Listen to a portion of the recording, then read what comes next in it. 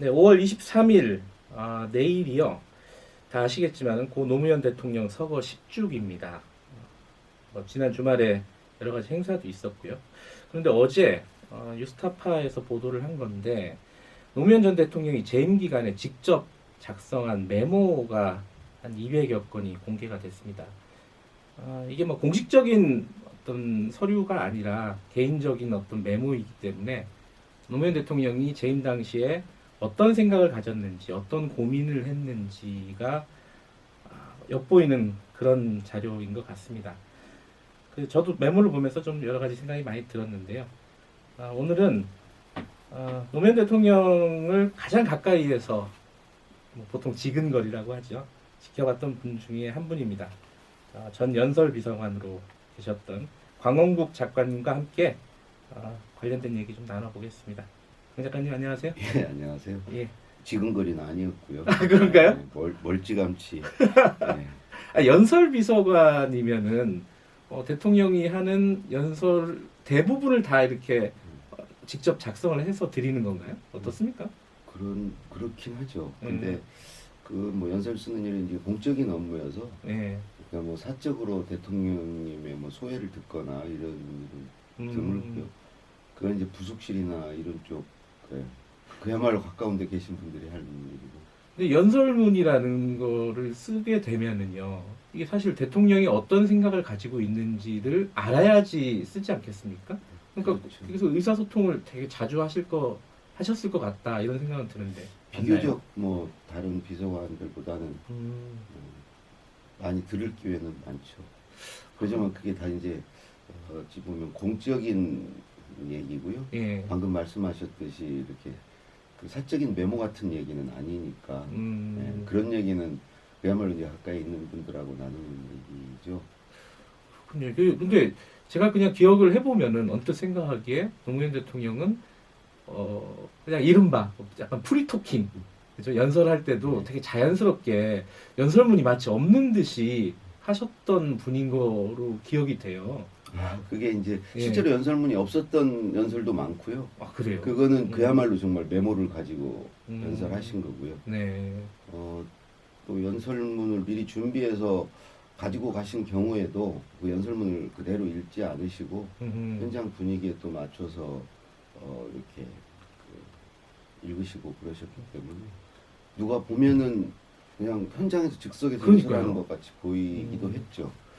그 연설 비서관으로서 섭섭하진 않으셨어요? 이게 기껏 이렇게 정성 들여서 써서 드렸는데 아니, 뭐 그대로 안 하시고. 제가 쓴 건 아니고 이제 대통령이 그만큼 고생해서 시간을 네. 들여서 준비하신 건데 네. 근데 본인께서 그 현장에서 그냥 이렇게 하는 게 더 좋다고 판단하셔서 하는 거는 연설은 대통령 거죠. 제가 무슨 거기에 서운할 일도 없는 거고 네. 만회할 바도 아니고. 네, 그렇습니다.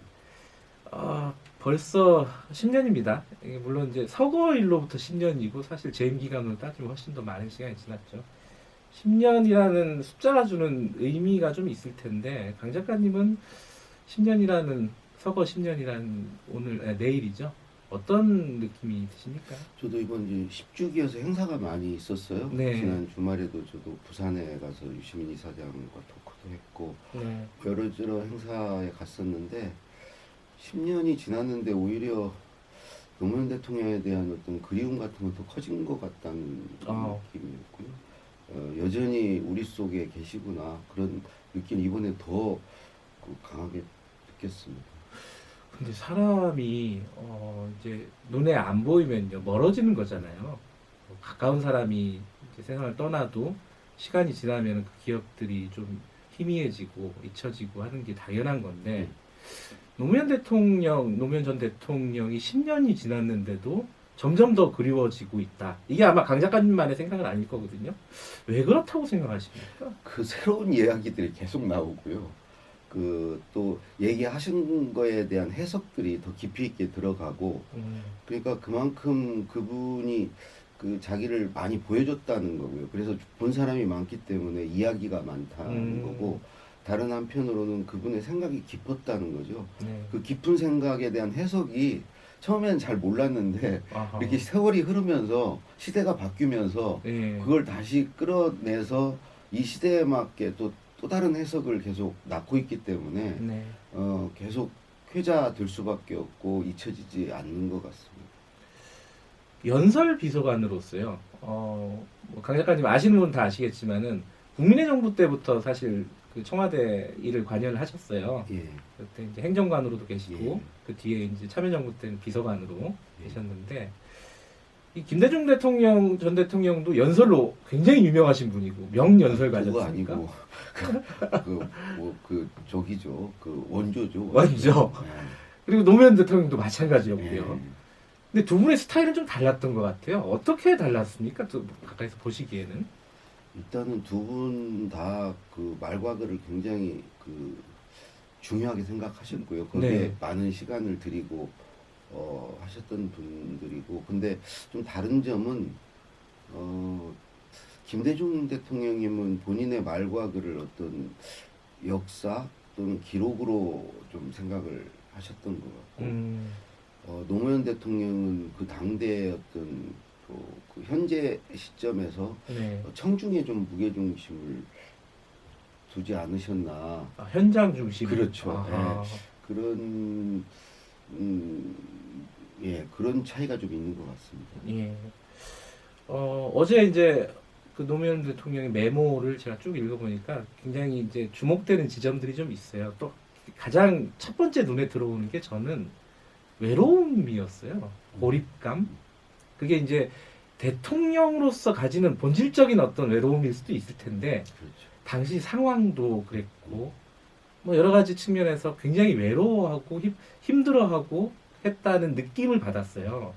강 작가님이 가까이서 보시기에는 어땠습니까? 예, 저는 정말 다시 얘기하지만 뭐 가까이서 보는 게 아니고요. 아, 저보다 가까이에서. 대통령이란 자리가 원래 고독한 자리죠. 그렇죠. 어찌 보면 두려운 자리예요. 왜 그러냐면 결국 최종 판단과 결정은 본인이 해야 되고 네. 그 책임까지 본인이 이제 감수해야 되는 거기 때문에 그건 뭐 물론 보고도 받고 조언도 듣고 뭐 회의도 하고 하지만 최종 결정이라는 게 늘 이제 외로운 결정이거든요. 네. 거기에다가 특히 또 노무현 대통령은 본인이 자주 하셨던 말인데 그 봉화에 나는 산맥이 없이 우뚝 솟 그냥 그 봉화산 같은 존재다. 나는 산맥에 연결되어 있지 않다. 봉화산이 그냥 산만 하나 우뚝 서 있다고 그러더라고요. 그냥 벌판에 예. 그냥 떼똥하게 서 있어요. 주변에 어디 연결이 안 돼 있어요. 예. 그러니까 그 한마디가 본인을 그 당시의 처지라든가 네. 상황을 잘 대변해 주는 것 같고 그 말 들을 때 정말 짠했어요. 그래서 이제 그런 것들이 메모에 이제 그건 메모는 공개되는 걸 전제로 쓰신 건 아니잖아요. 네. 그야말로 본인의 진심, 본인의 그 당시의 심경을 이렇게 쓰시고 이런 것들이 많았기 때문에 그 메모에 이제 그런 마음이 담겨 있는 것 같습니다. 메모를 이렇게 기록물로 지정까지 하는 건 사실 노무현 전 대통령의 기록에 대한 어떤 의지, 어떤 철학. 그런데 그거는 예. 확고하세요. 음. 그 이제 기록물로 넘길 때 뭘 네. 가리지 않았어요. 불리한 것도. 그런 건 전혀 가리지 않고 예.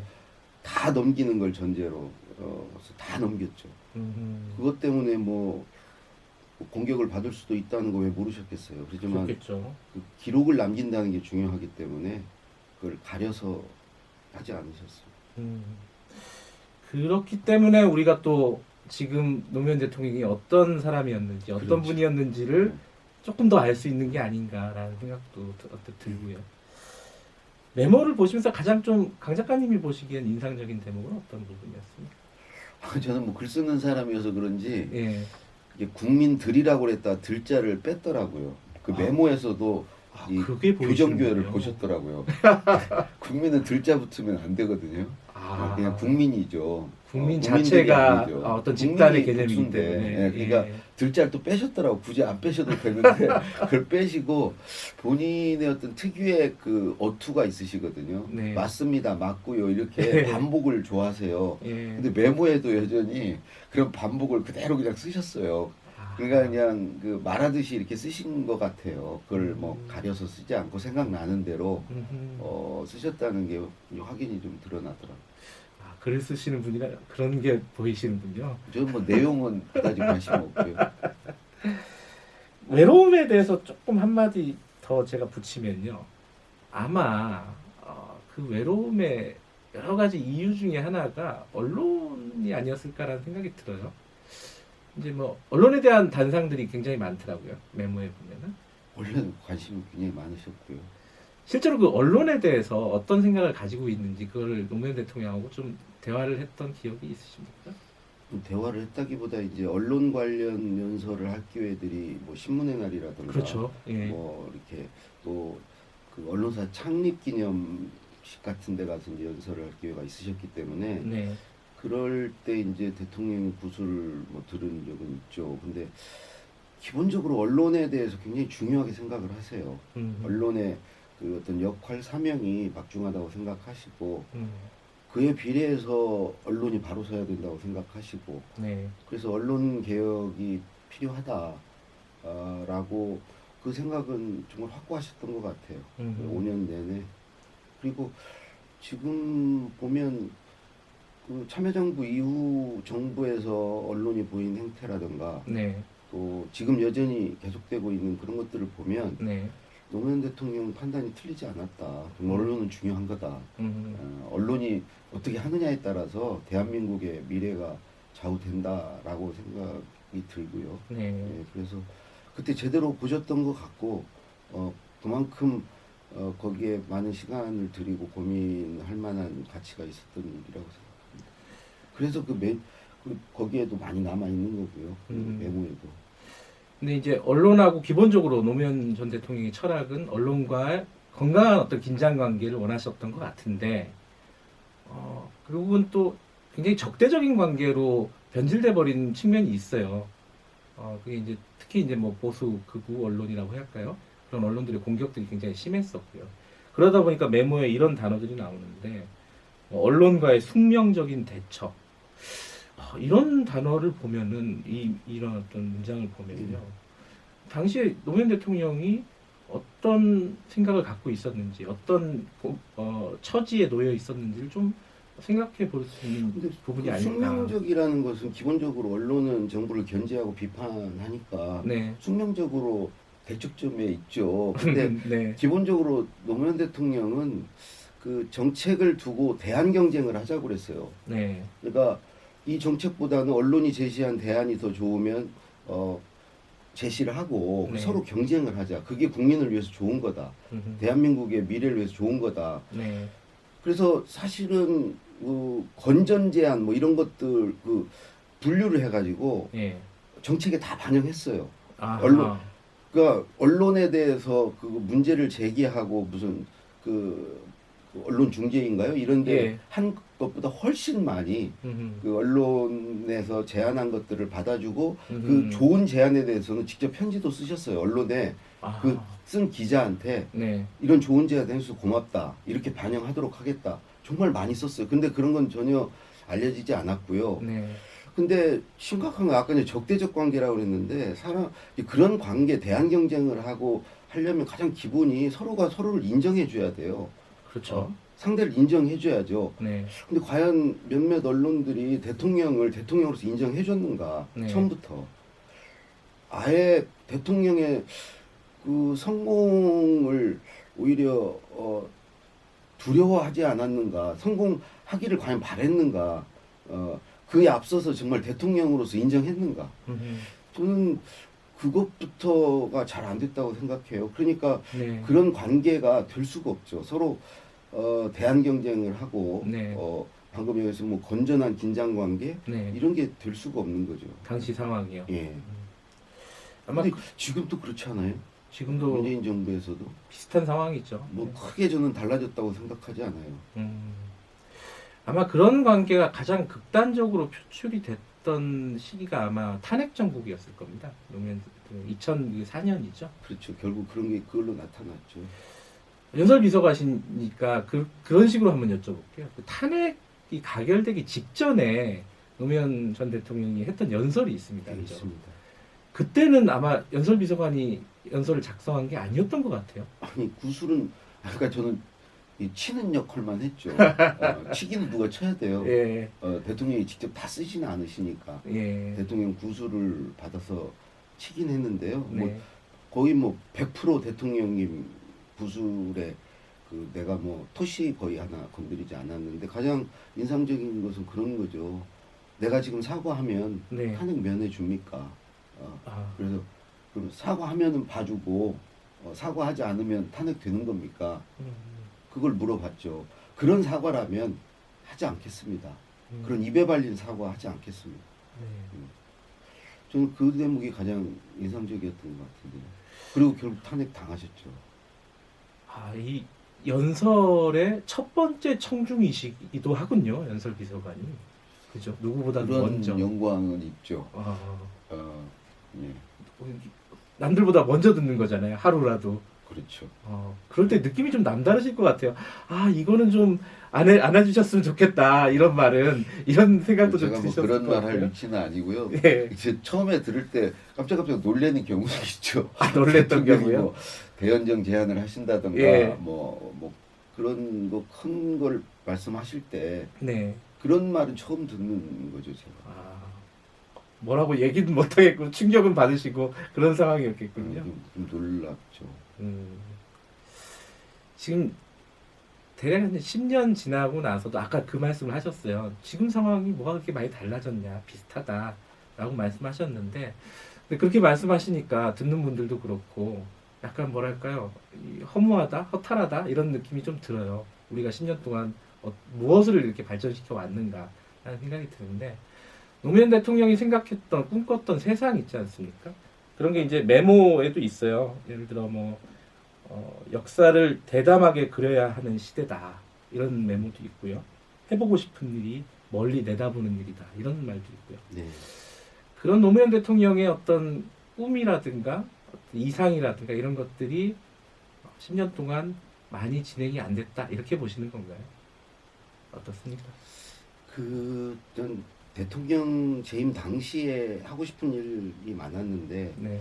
그 마지막에는 이제 많이 이루지 못했다. 근데 그런 것들이 대통령 권력으로 되는 일이 아니라는 걸 깨달았다. 네. 이거는 결국 시민들이 나서야 된다. 음, 시민 민주주의가 핵심이다. 음, 그래서 그런 부분에 지금 이제 현재 진행형이죠. 앞으로 과제로 남아 있는 거죠. 음, 대통령한테 기대고 정치권에 의지해서 될 일은 아니다. 시민들이 참여하고 네. 만들어 나가야 된다는 거죠. 그런 면에서 보면요, 이게 굉장히 좀 외로움 이런 것들도 묻어 있지만 메모 같은 걸 보면은 실제로 노무현 대통령의 성격은 그냥 저도 이제 화면으로 보거나 이러면은 어떤 시대에 대한 낙천, 낙관 이런 것들이 좀 강한 분이 아니셨나 이런 정말 생각이 좀 정확히 들어요. 보셨는데 전 지도자는 그래야 된다고 생각. 한 번도 이렇게 의기소침하거나 아, 그래요? 그 일희일비하는 걸 잘 못 봤어요.